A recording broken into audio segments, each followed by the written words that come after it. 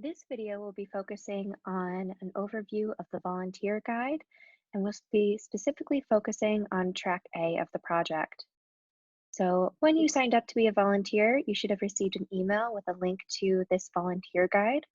If for any reason you're having an issue opening this guide, I would first try using an alternate email address, or you can always reach out to us by Slack or email volunteer@hungerfreeamerica.org and we can help you out. So this guide should cover everything that's needed for you to complete the project. But again, you're always welcome to reach out to us if you have any questions or need a clarification. If you haven't already joined our Slack team, you can do so by clicking this invite link and it'll prompt you to create an account if you don't already have a Slack account. And here you'll be able to talk with other volunteers working on the COVID-19 project, as well as volunteers who are focusing in specific areas of the US, so you can collaborate with them. Hunger Free America staff are also monitoring the Slack channel at all times, so if you have any questions, you can always just uh, put your question in here and we'll get back to you as soon as possible. So the first page here covers the project origin and project objective. I'm going to skip over this. We do have a separate video that's a welcome video that covers a lot of this context, and I definitely encourage you to check that out if you haven't done so already. So your role as a volunteer will either be either track A or track B. So track A is to call to update existing food sites to our list or to research new food sites. We have a national focus here, so while we do have a lot of information for some select cities, especially New York, there's a lot of areas of the US, especially rural areas, that haven't had as much coverage. So it's really important that we research new sites. Another important thing to note here is to track your hours in Volunteer Hub. There's also another video you can check out for details exactly how to do that. But we do encourage you to track your hours daily. If you forget, it's okay to update them weekly or so, but just make sure you do that.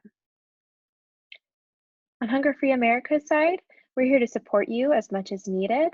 And we also will be collecting and reviewing the data. This also helps inform the USDA's Hunger Hotline, and we provide that to the public free of cost. Also, as needed, we connect local volunteers to organizations that need assistance. So here are the project steps for track A. Again, this is calling food sites we already have on our list. There are three main steps here. First, you'll have to enter your information. Second, you'll have to claim a site. And this just means that you are saying that a certain site is yours and you'll be working on that for the week or however long you've committed your time. And third, you'll be calling to speak with a pantry manager, a kitchen manager, or if no one else is available, perhaps a volunteer coordinator. So we'll go through the detailed steps of each of these. You'll only have to enter your information once.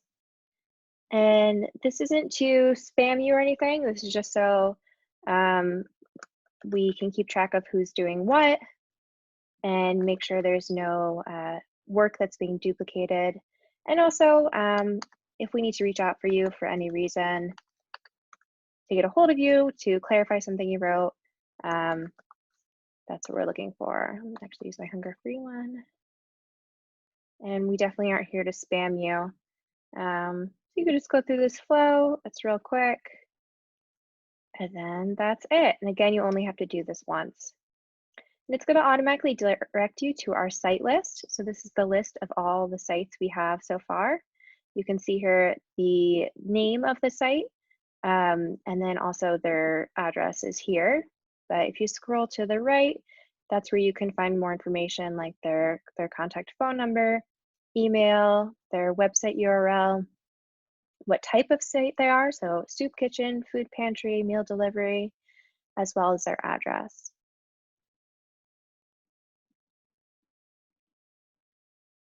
Okay, so we already have the Airtable site list open, but if you lost or whatever, you can always click this link to navigate there. And you'll choose a site that you would like to call.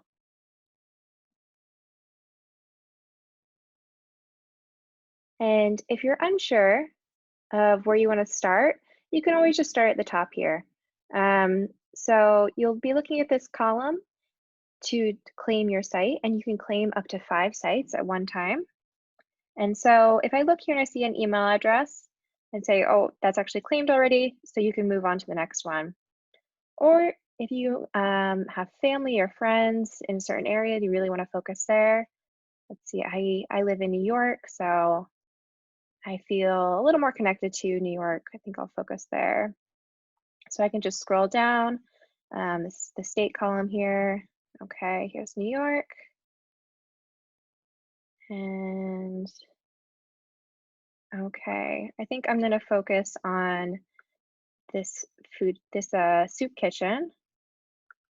And this isn't a real soup kitchen. This is just one I made up for the purpose of this video. But I will just click that link there. It's gonna bring me to this page. I'll just submit my email again. And done. That was it. So now when I refresh this page, we'll see my email populated there. And you can go ahead and do that for 4 more if you'd like, or you can do it one at a time. So now that I have claimed this site, then I can go ahead and call the site. So you'll just scroll over to the right here to the column that says click to record needs and updates. So once you claim a site, then this will be populated with a link to the form you need to update. If you haven't claimed a site yet, it'll be blank. And just make sure to click on the one that is actually corresponding to the one you claimed and you're not filling out a form for the wrong site. So when you click that form, it's going to say, welcome should be your email, and then it'll auto-populate with the name of the site, so Sarah's Soup Kitchen, and the address of the site, as well as the phone number. If you call this number and perhaps it's the wrong number or someone doesn't answer, you can always look back and see if perhaps there's another contact method. But we're just going to assume that we called and someone answered. I can use this script here to help inform the conversation and additional details too if they have questions about the purpose of the survey. So I'll say someone answered. Great. So now this is going to walk me through a variety of different steps depending on what the answer is to these questions.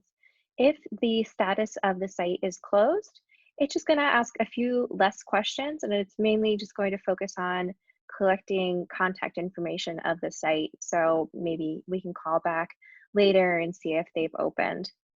But I'll just assume that this site is open.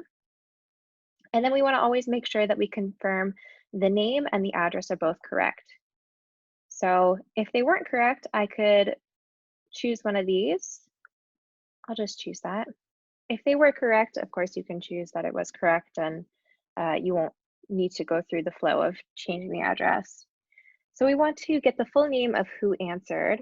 Just going to pretend that I talked to someone named Tom Jerry. And then I have to correct the street address. So I'm just going to ask again. So it's actually 662 Lincoln Place, Brooklyn. The rest of it was right. It was just that number that was wrong. And you can go this really quick. You can just hit the return tab to enter and go to the next page. So you should be able to go through it pretty quick when you're on the phone. Okay, and then the email is going to be the email from the site pantry. So I'm going to say that this is their email. And if they ask why they need the email, this is just so if we have any questions or we need to follow up, it's just a way we can get in contact with them easily. So again, it's going to flow through, and you can just follow the script here if you need help, but feel free to make this more similar to how you'd naturally talk if it's a little stiff. So how can individuals obtain food from your program? So this could be anyone. Sometimes certain programs have different eligibility. Sometimes they're only open to delivery. So just choose as appropriate. And then any requirements needed. Sometimes they need an ID. Sometimes they need to live in a certain zip code. Certain places also have different hours for different groups of people. For example, they might have early hours for seniors, and then families can come later. So you can just ask that. If it's the same set of hours, you just choose the first one. And then um, we only have one set of hours, so you can kind of ignore that first in-person time. So it's mainly, are there any restrictions for who can come to get food? Um, Assuming this is, public, there's no restrictions on who can come. It's always one time. I'll say anyone. Now this can get a little tricky, especially because we will be recording the time in 24-hour time, also called military time. And this really just helps us manage our data better and helps us uh, soon present it to the public in a cleaner way. But it can be a little tricky when you're on the phone to be able to, make sure you write it in the right format. So definitely take a look at this, make sure you understand this. But if you're in a rush on the phone, especially while you're getting used to it, feel free to just jot it down somewhere on a piece of paper, and then just remember to come back to this page before you submit it. So I'll just pretend that I'm rushed. I know that it's Monday to Friday, 8 a.m. to 5 p.m., but I can't fill it out just yet. Okay, and again, we just have one set of hours. Anyone can come. Oh, I went the wrong way.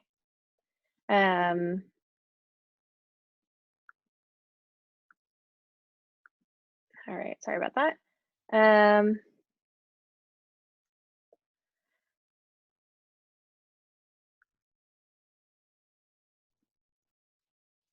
Then it's going to ask you when those hours are expected to still be accurate. A lot of places may not have a definite answer for this, especially because things are changing so frequently. But if you can just get an estimate for how long they'll be accurate till, that'll really help inform us, uh, know when we need to reach back out and update the information. And it's also just helpful to the public too. So, if they're really not sure, maybe you can just give a guess of 2 weeks or so. I'm just going to, for the sake of this, just say until the end of the month. And if they accept food donations or not.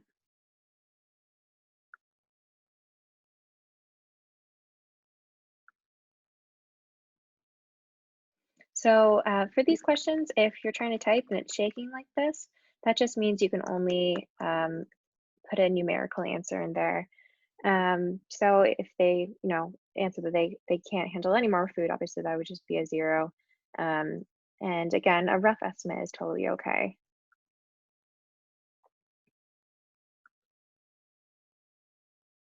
Same with staff. It's gonna want you to put a number in here, not a letter. I'll just say 0 again.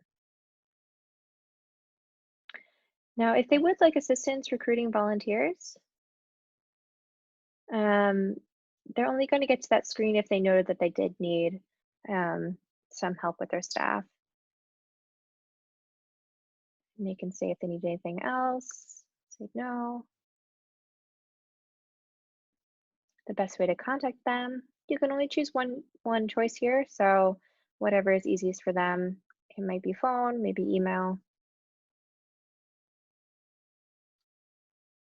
And if there's a phone number too.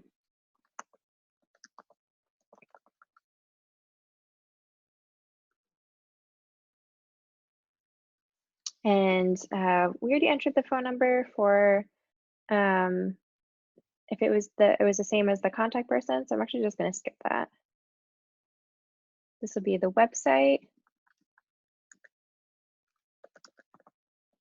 Sarah's Soup Kitchen.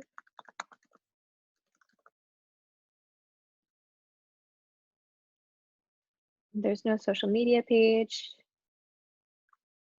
Okay, so when you get to this point, we've answered all of the core questions, and a lot of times they don't have a lot of time, and so they might, try to be getting off the phone as quick as possible. So if that's the case, just say no, and it'll end the survey. If they do have some more time, these questions really help us with our advocacy efforts.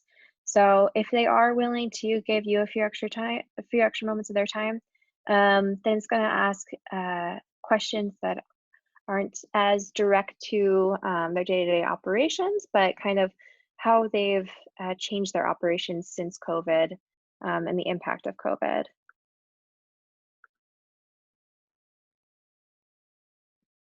You can choose multiples. Again, not all of these are required, so you can skip them if maybe they don't have time anymore or they just don't know. Safety precautions, this is usually something like masks, gloves, social distancing.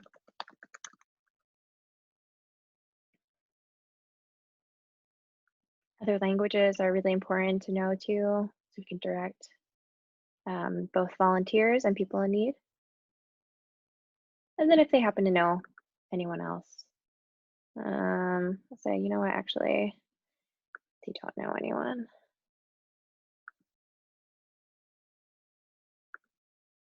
Okay, and that's it. I hit submit and oh, okay. So remember, I forgot to go back and fill in the hours, so that's great. So at this point, it's okay if I already hung up on the phone with them. I just have to remember, go back to my notes here, is Monday to Friday, 8 a.m. to 5 p.m. So that's going to be Monday. So this is when you can take your time a little bit more. So it's going to be 800 to, and if you're unsure about military time, if that's a new concept for you, if you just don't use it frequently, as many of us don't use it frequently, you can just go to the very end of the onboarding guide, and there's just a quick little chart here that you can consult. So you can go down and just quickly say, okay, 5 p.m. is 1700 hours, and type that in. Hit okay. And now you can just kind of use these arrows down here in the corner because we already filled out the rest of the questions, just to skip us down to the end. But this is also good to know if you did forget to fill out a question during the survey. Oh, oh, this is second hours. Okay, if they had another hours, let's say NA because it was only 1 hours. There we go. Submit. So great. So if you want to give them any additional information, if they haven't already hung up, you can let them know that we're in the process of building a web page where they can view the national data we're collecting, and we will email them a link. Another good reason why it's good we collect their email. And they can always direct people in need to our hunger hotline, which the information is provided there. So let me go back to our directions here. So okay, let me just check to make sure I did all the sites. Okay. Great. Yeah, so I spoke to a manager. I filled out the survey. Something to note here, if no one does answer, we have volunteer voicemail scripts along with the phone script that you can use. You can also send them an email if they provide an email address. And if you don't hear back from them, either by voicemail or email, just give them a couple of days, then follow up. So again, let me just scroll down here. Those scripts are down here under volunteer tools. Here's the phone script, which was also in the survey. Here's a voicemail script, and here's the email script. Just be sure when you copy paste this into your email browser that you update this with your information. And you can also check out some best practices to here, which are just good reminders for you to keep in mind while you're going about the project. So that's it for track A. If you are thinking that you would like to do track B, which is adding additional emergency food sites to the list, you'll also need to know everything for track A. So it is helpful for all volunteers, but you can check out the video that's specifically devoted to track B if you're interested. Thank you.